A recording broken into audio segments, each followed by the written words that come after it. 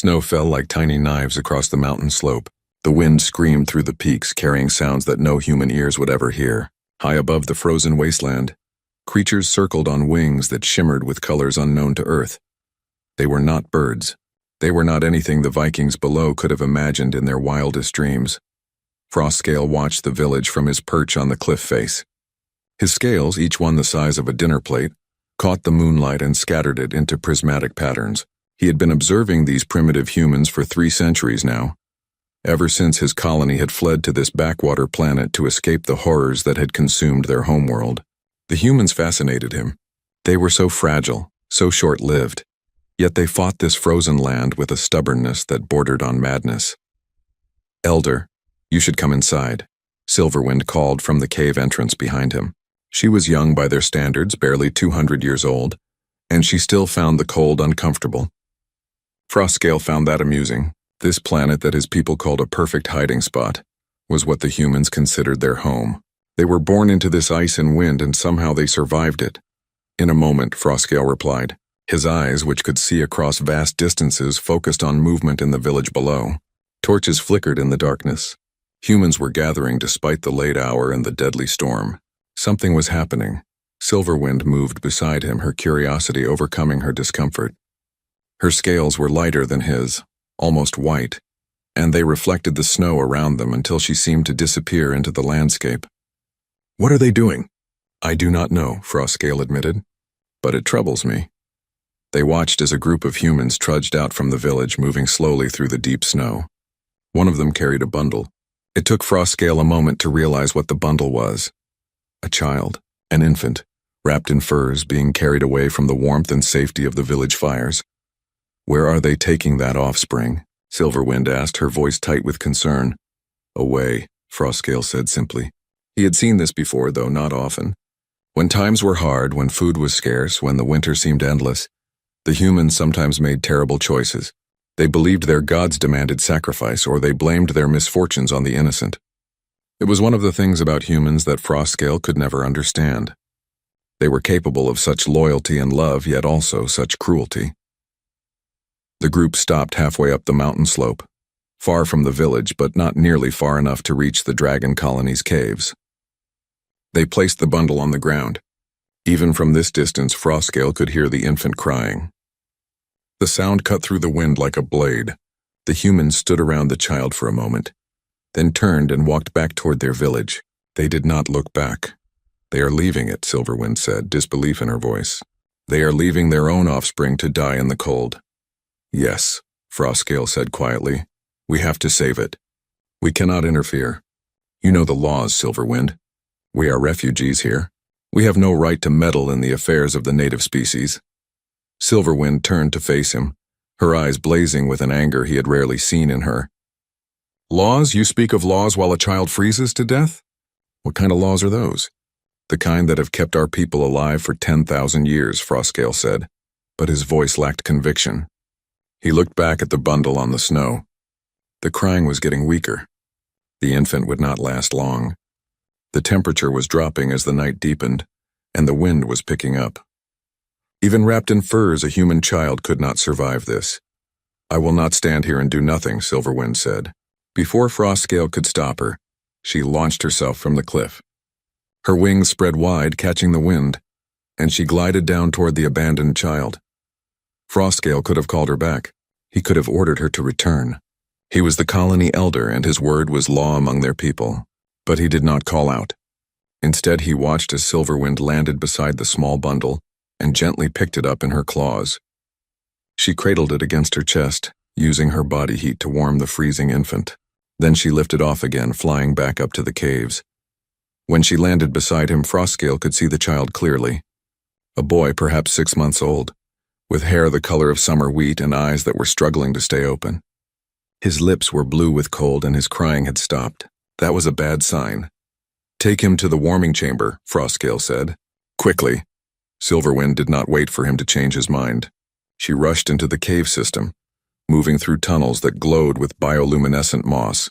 Other dragons looked up in surprise as she passed, carrying the human infant. By the time Frostscale caught up with her, she had already placed the child in the warming chamber. a room where they could control the temperature precisely. The boy was beginning to cry again, which meant he was warming up.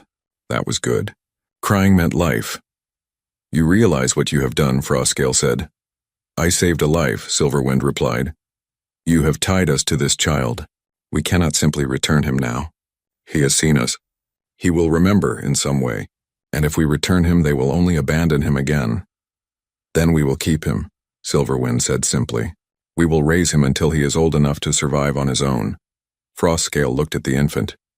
The boy had stopped crying and was now looking around the chamber with wide eyes. Despite everything he had just been through, despite the cold and the abandonment, there was curiosity in those eyes. Not fear, curiosity. Very well, Frostscale said. But this is your responsibility, Silverwind. You will care for him. You will teach him. And when the time comes, you will help him choose his path. I will, Silverwind promised. She reached down and gently touched the boy's cheek with one claw. What should we call him? The humans in the village called him Bjorn, Frostscale said. He had heard the name on the wind as the humans had walked away. It means bear in their language. Bjorn, Silverwind repeated. It is a good name. Strong. The infant Bjorn looked up at the strange creatures surrounding him. In his young mind, he could not understand what they were or what had happened to him. He only knew that he was warm now and safe, and that the silver creature looking down at him had kind eyes. He reached up with one tiny hand toward Silverwind's face. She let him touch her scales. And despite everything, despite all the laws and protocols and dangers, she smiled. In the village far below, the humans returned to their fires and tried to forget what they had done. They told themselves it was necessary, that the child had brought bad luck, that this sacrifice would save them all.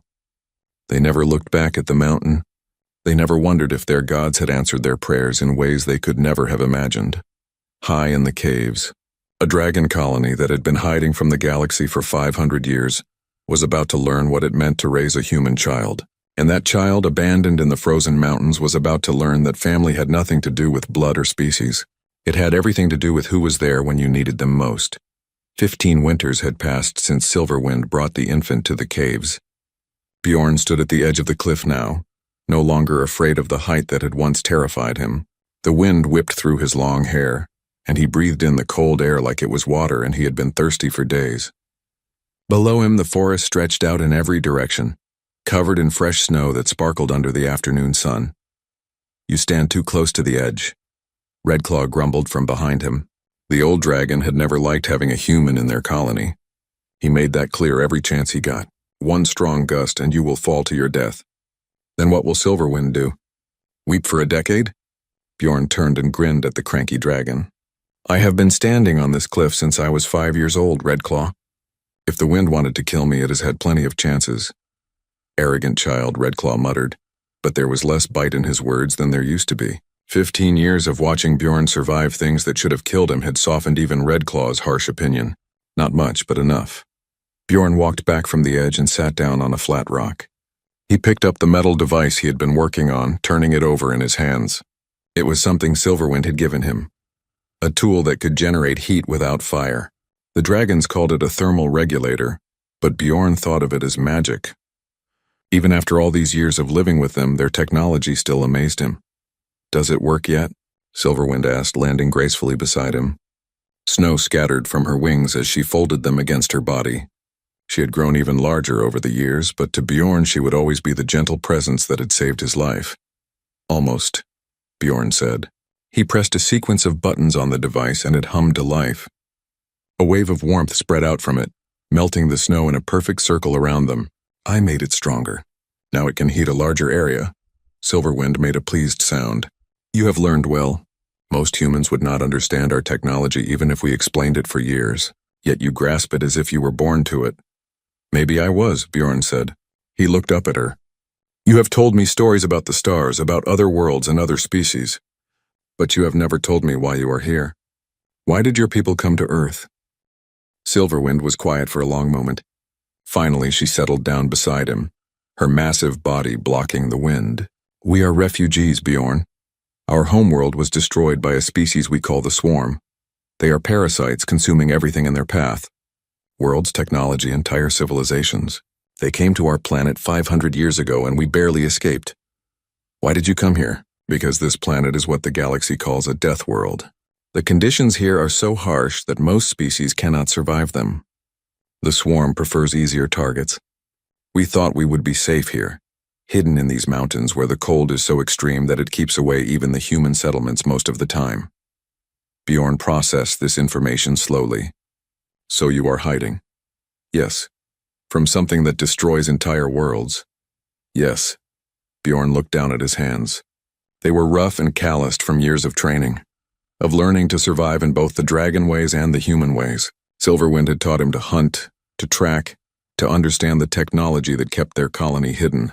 But she had also told him stories of his own people, the Vikings in the valley below. Sometimes late at night, Bjorn would sneak down to the edge of the village and watch them from the shadows. He would see them laugh around their fires, watch them tend their fields in summer, see their children play in the snow. He wondered what his life would have been like if they had kept him. If they had loved him instead of abandoning him. Do you ever think about going back? Silverwind asked softly as if she could read his thoughts. To the village? No, they did not want me then. They would not want me now. Bjorn stood up and stretched. Besides, I am not really human anymore, am I? I speak your language better than theirs. I understand your machines. I can survive temperatures that would kill any Viking within minutes. What would I do in that village? I would never fit in. You are still human, Bjorn. Never forget that. Half human, maybe. Half dragon. He smiled at her. The worst parts of both, according to Redclaw. Silverwind laughed, a sound like wind chimes in a storm. Redclaw is old and stubborn. But even he has grown fond of you, though he would never admit it. A horn echoed through the caves behind them. It was a deep, resonating sound that made Bjorn's chest vibrate. He knew that sound. It was the gathering call. Frostscale only used it for important announcements. They made their way back through the tunnels to the main chamber. The colony had grown smaller over the years. Some dragons had died of old age. Others had left to seek new hiding places across the world. Now only 30 remained, gathered in the large cavern that served as their meeting place. Frostscale stood at the center, his ancient scales dimmed with age, but his eyes still sharp. Thank you all for coming, he said. His voice carried easily through the chamber. I have received a transmission from beyond this world. A warning. The dragons stirred uneasily. They rarely received messages from the galaxy. It was too dangerous. Any signal could be traced, could lead the swarm to them. What kind of warning? Redclaw asked. The swarm has been detected in this solar system. They are coming here. To Earth, silence filled the chamber. Bjorn felt his heart begin to race. How long do we have? Frostscale looked at him with something like sadness in his ancient eyes. 6 months. Perhaps less. Then we need to leave, one of the younger dragons said. We need to flee again, find another hiding place. Where? Silverwind asked. We have been hiding for 500 years. How much longer can we run? How many more worlds will the swarm consume while we hide? What choice do we have? Another dragon challenged. We are 30. The swarm is millions. We cannot fight them. But maybe we do not have to fight alone, Bjorn said. All eyes turned to him. He felt small under their gaze, but he stood straight and spoke clearly. There are humans on this world. Millions of them. They do not have your technology, but they have something else. They have courage. They have determination. They have survived on this death world for thousands of years because they refuse to give up. They are primitive, Redclaw said. What could they possibly do against the swarm? I do not know, Bjorn admitted. But I know that if we run, the swarm will find us eventually. And when they do, we will still be alone. But if we stay, if we warn the humans, if we teach them, maybe together we can do what neither of us could do alone. You would trust the species that abandoned you to die? Frostscale asked. Bjorn thought about the village below. He thought about the people who had left him in the snow, who would have let him freeze rather than face one more mouth to feed. But he also thought about the stories Silverwind had told him, about human bravery and sacrifice, about farmers who shared their last meal with strangers, about warriors who died protecting their families, about healers who risked their own lives to save others. They are still my people, Bjorn said quietly, and this is still my world. If the swarm comes here, where else would I go? Silverwind stood beside him, her wing brushing against his shoulder. I agree with Bjorn. We have been running for too long. Perhaps it is time to make a stand. Frostscale looked around the chamber at the gathered dragons. He saw fear in many eyes, but also something else. Hope, perhaps. Or maybe just exhaustion from centuries of hiding. Very well, he said at last. We will stay. We will warn the humans, and we will prepare for war. Bjorn felt something shift inside him. For 15 years he had lived between two worlds, never quite belonging to either one. But now perhaps he had found his purpose. He would be the bridge between dragons and humans. He would prove that the child they had abandoned was strong enough to save them all. The question was whether anyone would listen. The village gates were exactly as Bjorn remembered them from his secret visits, tall and made of rough timber bound with iron. He had watched these gates many times from the shadows, but he had never walked through them openly. His hands were sweating despite the cold, and his heart hammered in his chest like a drum before battle.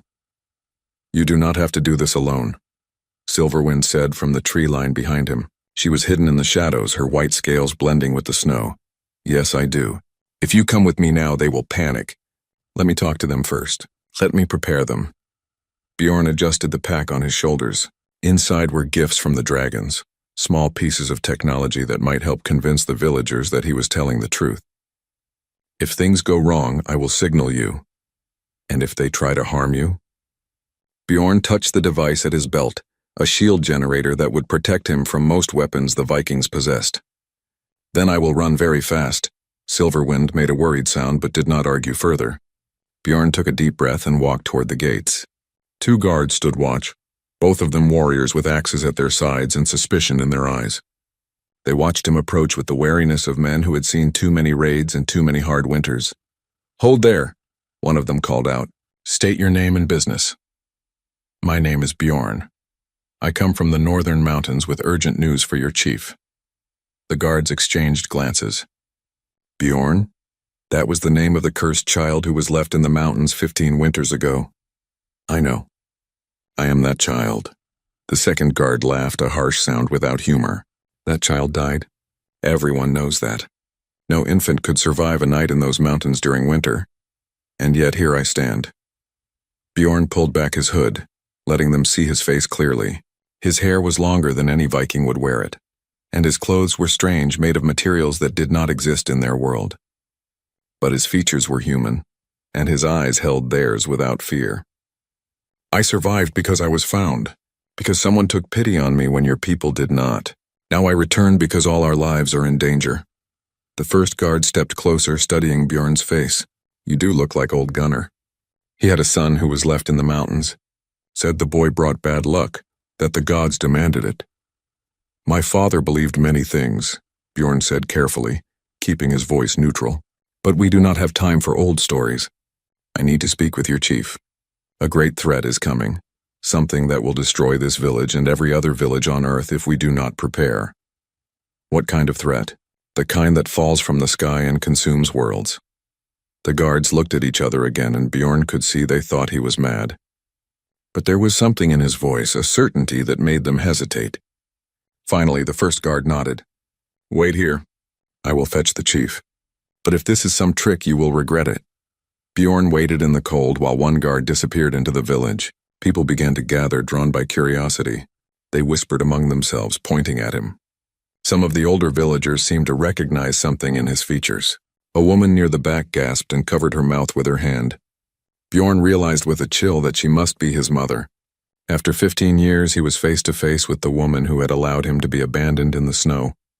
The chief arrived, a broad man named Halvard with gray in his beard and scars on his arms. He looked at Bjorn with cold calculation. So you claim to be the cursed child. I do not claim it. I am Bjorn, son of Gunnar, left to die 15 winters ago and saved by those who live in the high mountains. No one lives in those mountains. It is too cold, too harsh. No humans live there, Bjorn corrected. But there are others, beings from beyond the sky. They found me, raised me, taught me things your people do not know, and now they have sent me here with a warning.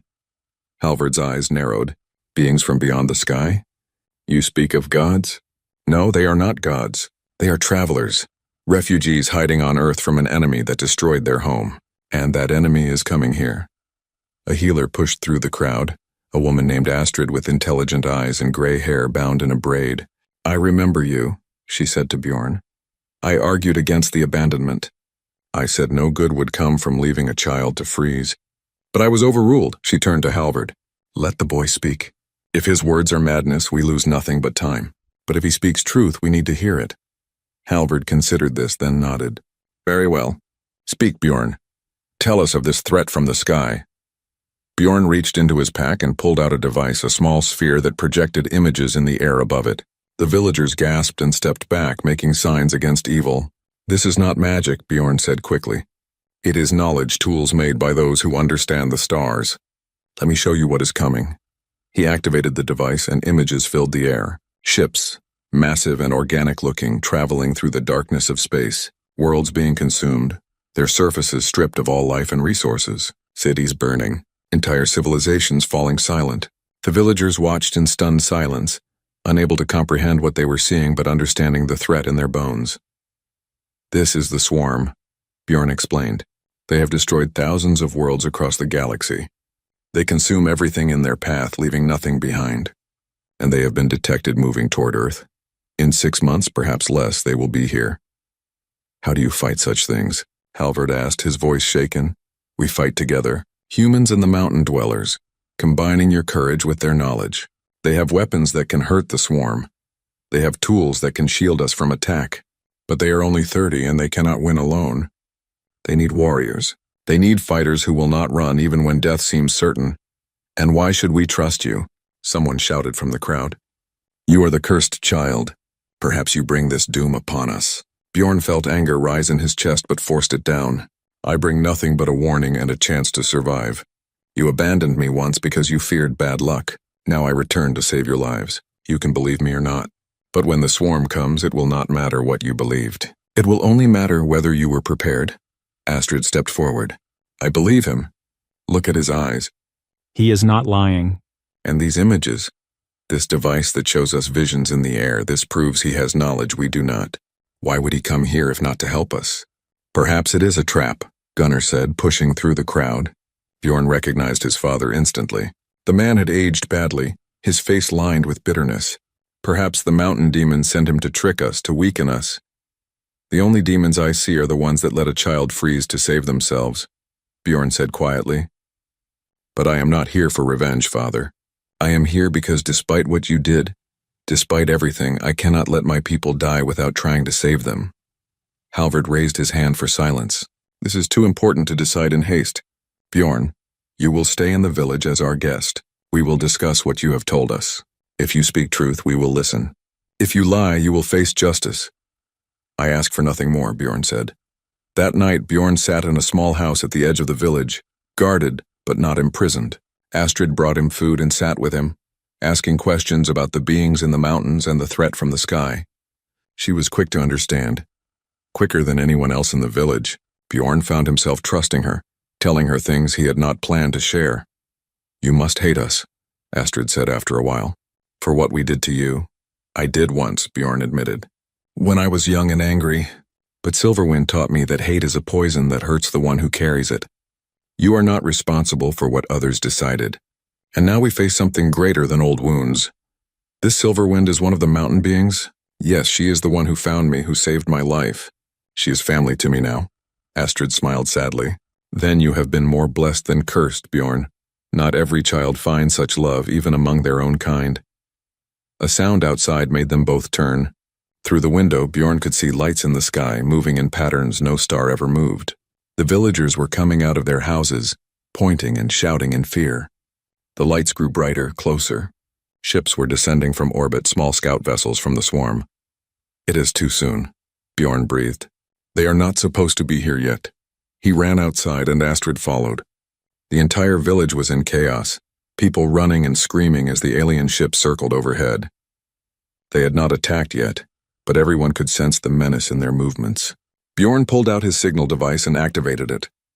In the distance, he could see Silverwind and the other dragons launching from their caves, racing toward the village. Halvard found him in the crowd. It seems your warning was true, Bjorn. Now what do we do? Now we fight, Bjorn said. And we pray it is not too late to learn. Dawn broke over a village transformed. 3 days had passed since the swarm scouts appeared, and in those 3 days everything had changed. The Vikings who had once feared the dragons now trained beside them. The caves in the mountains had become a second home for warriors who had never imagined leaving their farms. And Bjorn stood at the center of it all, teaching people who had abandoned him how to save themselves. Hold the shield higher, Bjorn instructed a young warrior named Olaf. The man was struggling with the energy barrier device, a piece of dragon technology that could stop most attacks but required practice to use properly. The shield follows your intention. If you doubt, it weakens. You must believe it will protect you. Olaf adjusted his grip and tried again. This time the blue shimmer of the energy field appeared solid and steady. He grinned with triumph. I did it! Good. Now practice until you can activate it without thinking. In battle, you will not have time to concentrate. Bjorn moved on to the next group where Astrid was teaching villagers how to use the medical devices the dragons had provided. She had taken to the alien technology faster than anyone, understanding instinctively how the healing lights worked and how to treat injuries that would normally be fatal. Silverwind landed beside Bjorn, her wings stirring up dust and snow. The scouts have returned. They found 3 more villages within a day's travel. I sent dragons to warn them as you suggested. Will they listen? Some will. Others will not. Fear makes people foolish. She looked at the training Vikings with approval. But your people learn quickly. Frostscale is impressed. They are not my people anymore, Bjorn said quietly. I am not sure what I am now. You are the bridge, just as I told you 15 years ago. You are the one who can speak to both sides. Silverwind nudged him gently with her head. This is why you were meant to survive that night in the snow. Not luck, not chance, purpose. Bjorn wanted to believe that. He wanted to think his abandonment had meaning beyond cruelty. But when he looked at the warriors' training, he saw his father among them. Gunnar had barely spoken to him since the truth was revealed, avoiding Bjorn's eyes whenever they crossed paths. There was no apology, no acknowledgement of what had been done. Just silence and shame. Bjorn, Halvard called from across the training ground. The chief had aged 10 years in 3 days, the weight of leadership pressing down on him. We need to discuss the defense plan. They gathered in the great hall now serving as a command center. Dragons and humans crowded together around a large table where a holographic map projected from another dragon device. The map showed the village and surrounding area, with red markers indicating where the swarm scouts had been detected. They are circling, Frostscale said, his ancient voice grave. Testing our defenses, learning our patterns. Soon they will attack in force. How many? Halvard asked. Based on their usual tactics, I estimate 200 drones in the first wave. More will come if those succeed. The Vikings exchanged worried glances. 200 enemies against their small village seemed impossible. Even with dragon help, the odds were terrible. We cannot fight them all at once, Bjorn said, studying the map. We need to control where they attack. Force them into channels where we have the advantage. He pointed to the narrow valley leading to the village. Here, we set up barriers here and here using the dragon shield generators. Make them bunch together as they approach. Then we hit them from above and the sides, like hunting wolves through a canyon, Olaf said, understanding dawning on his face. Drive them where we want them, then close the trap. Exactly. The swarm drones are strong, but they are not smart individually. They follow patterns. We can use that against them.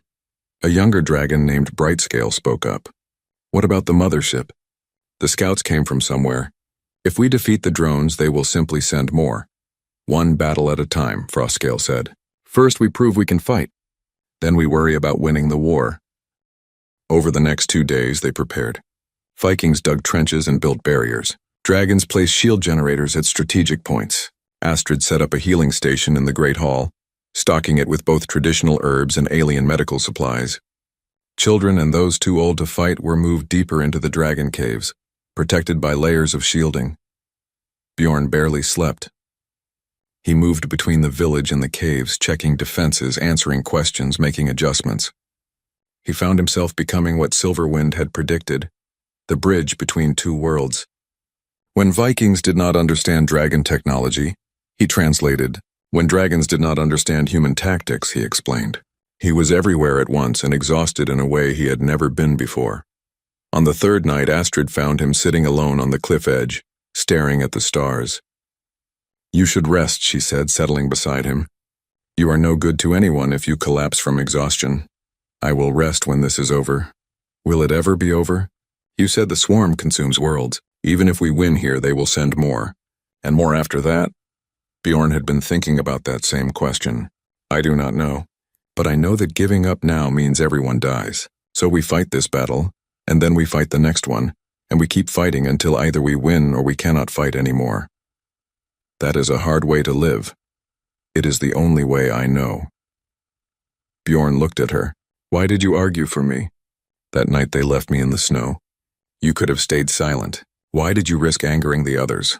Astrid was quiet for a long moment. Because it was wrong. Because I have daughters of my own, and I could not imagine doing that to them. Because some things are more important than fear or custom or what the majority believes. She smiled sadly. My words changed nothing. You were still abandoned, but at least I tried. Your words mattered, Bjorn said. They matter now. When I came back, you were the first to believe me. The first to trust me. That gave others courage. Before Astrid could respond, an alarm echoed across the valley. It was a dragon warning horn, low and urgent. Bjorn jumped to his feet, his exhaustion forgotten. In the distance, he could see movement in the sky. Not the small scout ships from before. These were larger, darker, and there were dozens of them. They are coming, Bjorn said. The alarm spread through the village. Warriors grabbed their weapons and the energy shields they had been training with. Dragons launched from the caves, forming up in attack formations. Bjorn ran down the cliff path, Astrid right behind him. By the time they reached the village, everyone was in position. Halvard stood at the center of the defense line, looking calmer than Bjorn had expected. The old chief had proven himself over these last days, learning quickly and never complaining. Now he raised his sword and his voice. Today we fight for our families. For our homes. For our world. We fight alongside beings from the stars, but we fight as Vikings. We do not run. We do not surrender. We stand. The warriors roared their approval. Even the dragons seemed impressed by the raw courage in those voices.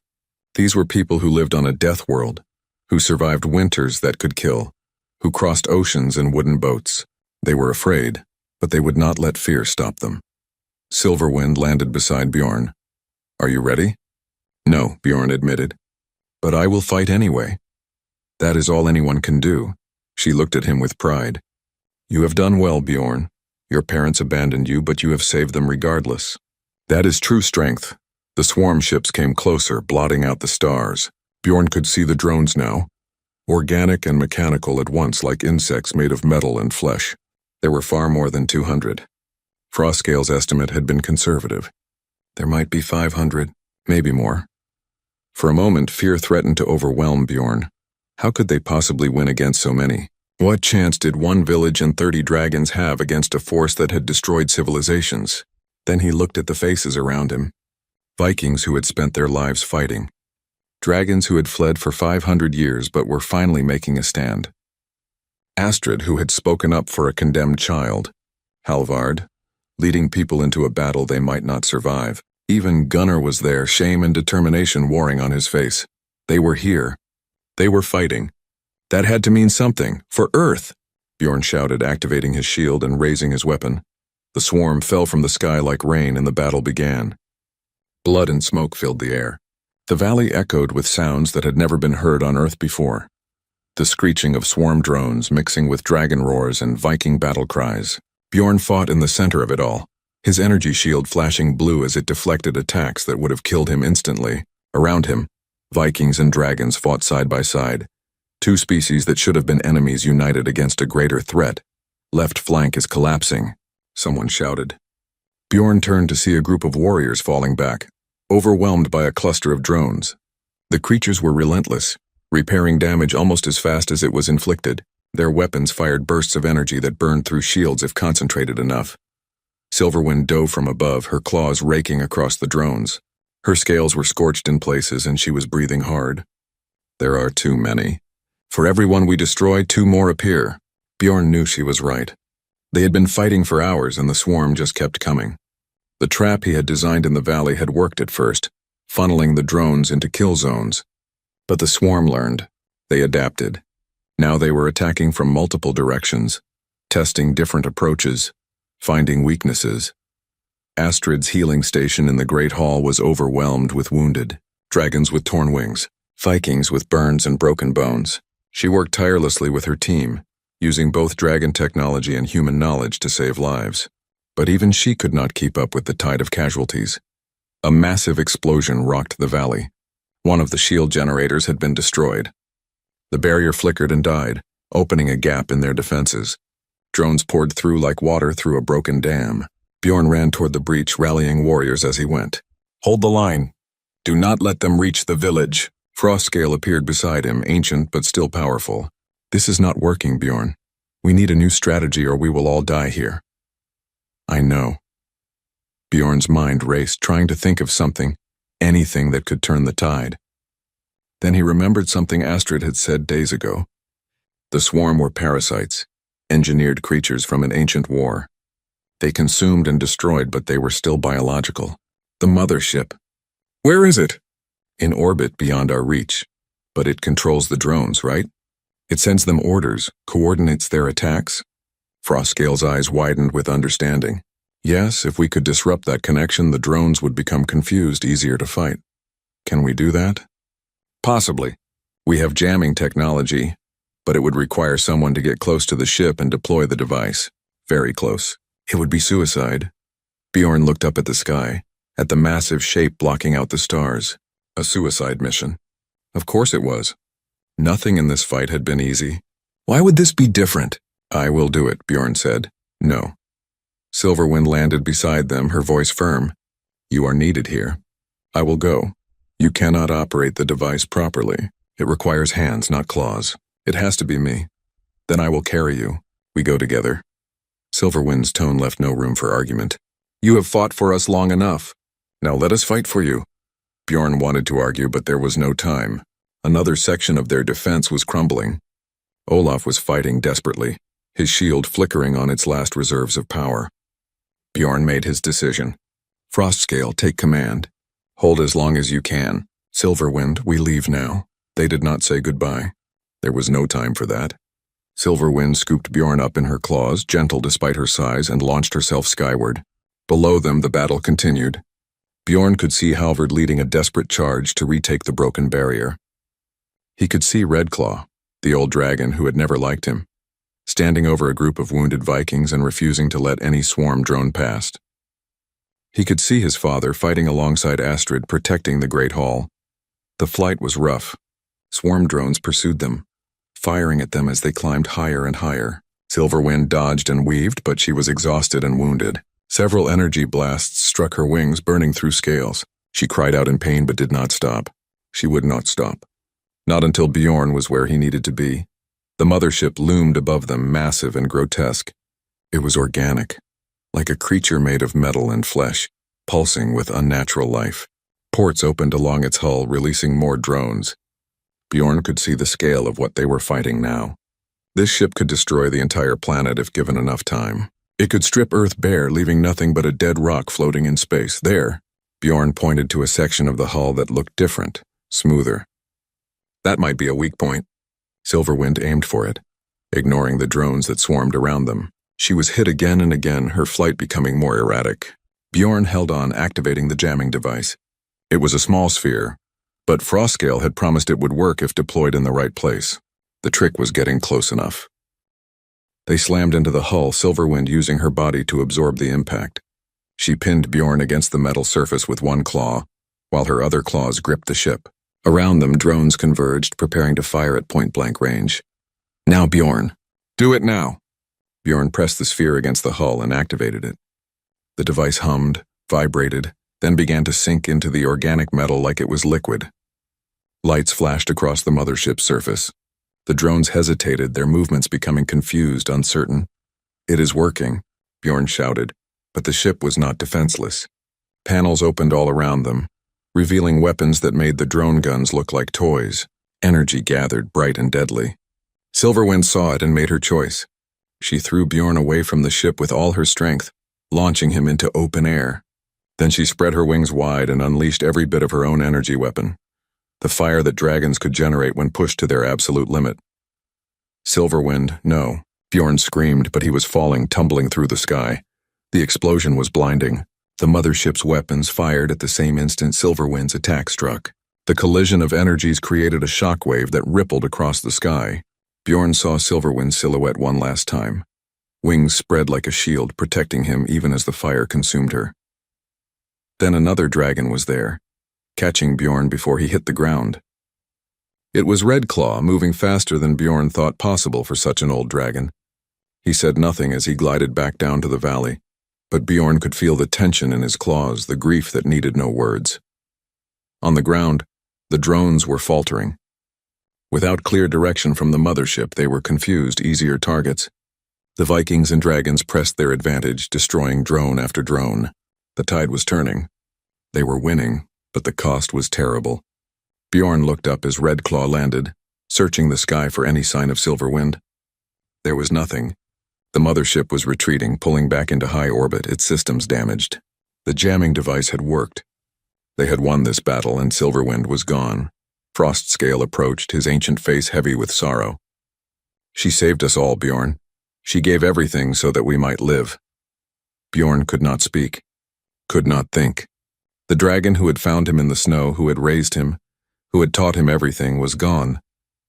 The one who had saved him when his own people abandoned him had sacrificed herself to save those same people. The injustice of it burned in his chest. Astrid was suddenly there, her arms around him despite the fact that he was covered in burns and bruises. "I am sorry," she whispered. "I am so sorry." Around them, the last of the drones fell. The battle was over. They had won.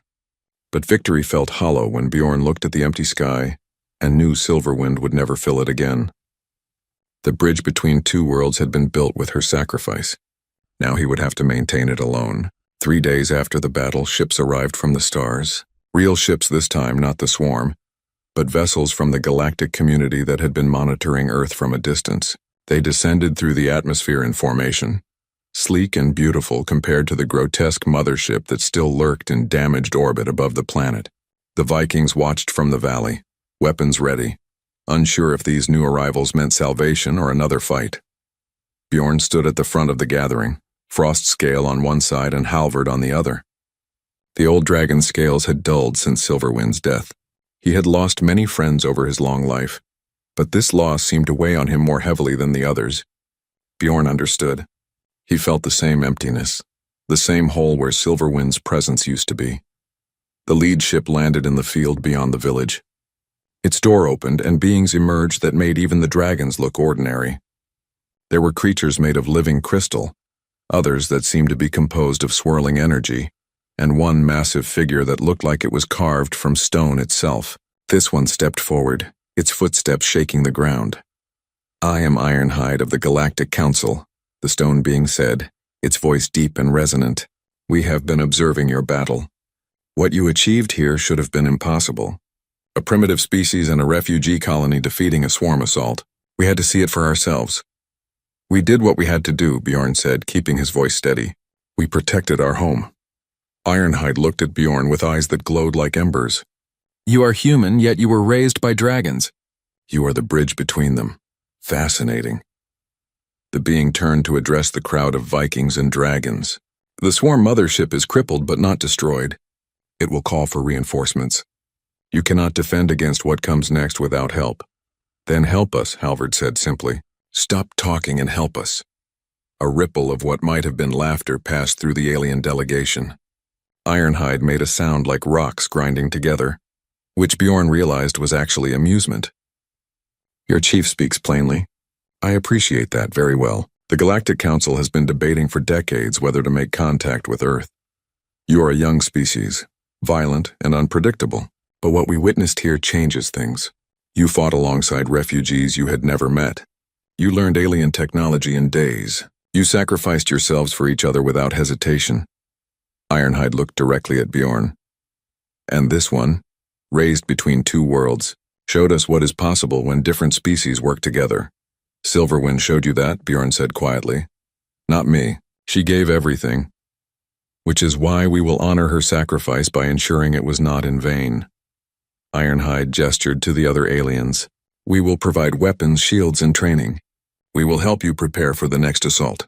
And when you are ready, we will sponsor Earth's entry into the Galactic Council, not as a protected species, but as equals."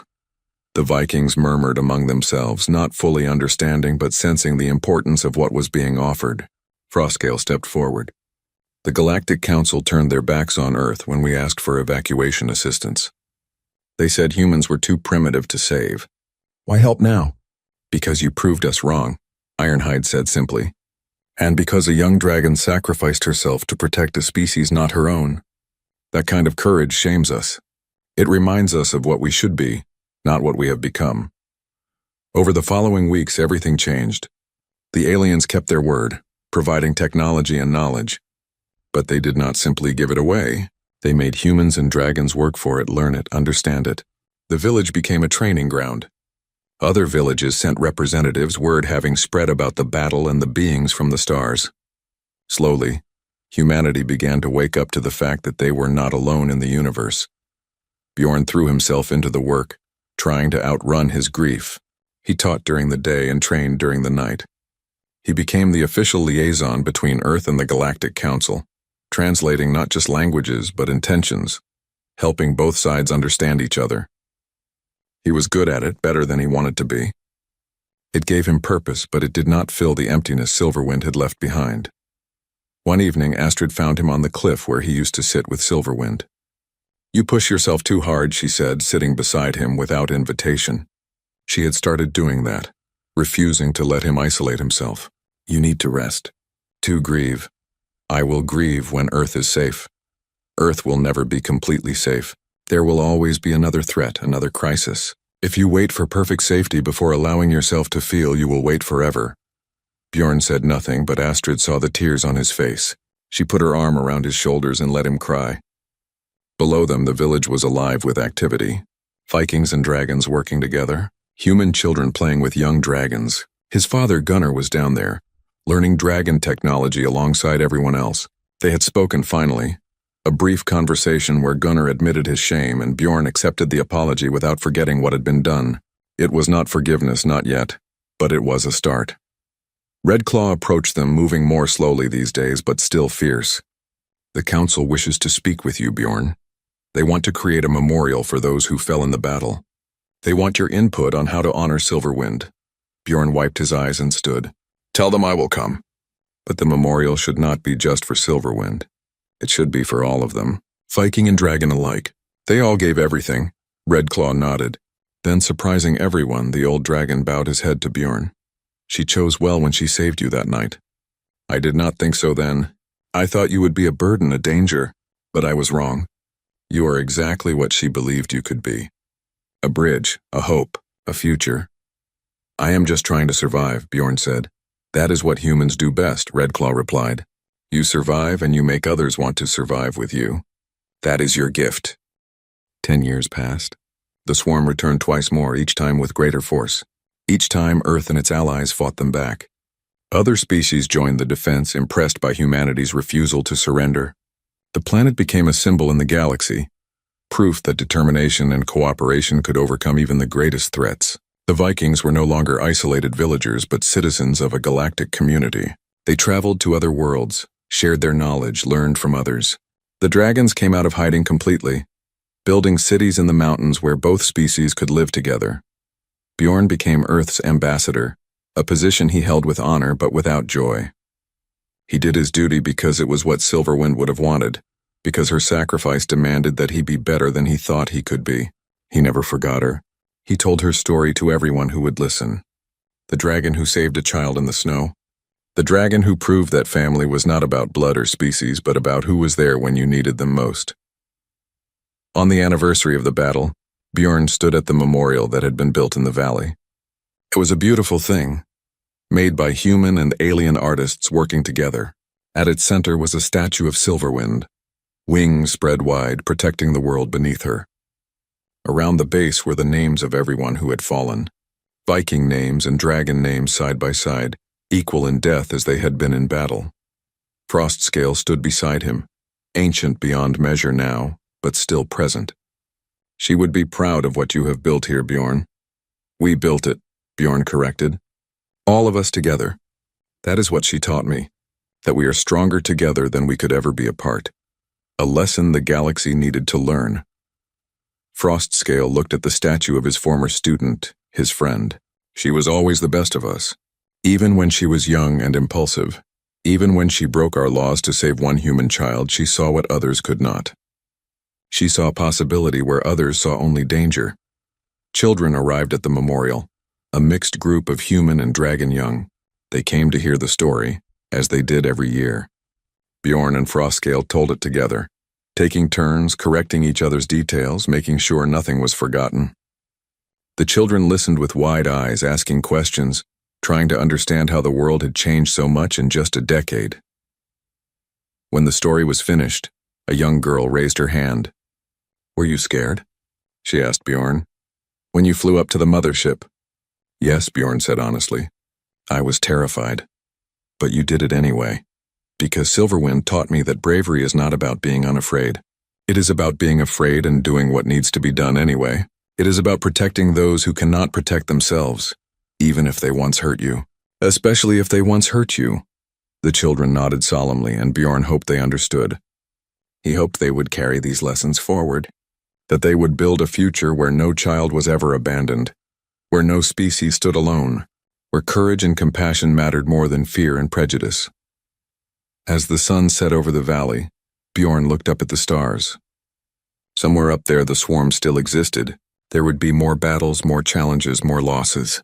But Earth would face them together, united in a way that would have seemed impossible just 10 years ago.